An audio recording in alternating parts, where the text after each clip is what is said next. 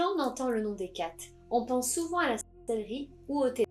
Pourtant, cette image est bien trop réductrice. Dans la mythologie grecque, Hécate est une très ancienne déesse, honorée pour ses pouvoirs sur le ciel, la terre et la mer. Elle est la gardienne des passagers, des choix et des transitions, ces instants où tout peut basculer. On la retrouve souvent dans les carrefours, les lieux symboliques où les chemins se croisent et où le chemin peut changer de direction. C'est pour cette raison qu'elle est souvent représentée avec 3 visages, regardant dans plusieurs directions à la fois, incarnant les multiples chemins de vie. Compagne des chiens et des esprits, Hécate est aussi associée au mystère de la nuit, mais aussi à la protection. Les anciens lui faisaient des offrandes pour la nouvelle lune, dans l'espoir d'obtenir une faveur et d'apaiser les forces invisibles qui l'accompagnent. Contrairement à une idée répandue, son lien avec la lune a eu lieu plus tard. À l'origine, elle n'était pas une déesse lunaire, mais une divinité complexe. Elle symbolise cette dualité permanente entre création et destruction, protection et danger. Et c'est sans doute ce qui fait d'Hécate une figure aussi fascinante. Elle est aussi la gardienne des seuils, celle qui accompagne la transformation, que chaque fin peut être le commencement d'un nouveau chemin. Et contrairement à ce que l'on peut croire, le culte d'Hécate ne s'est pas fini avec l'Antiquité. On l'évoqua dans des rituels de protection. Hécate demeure encore aujourd'hui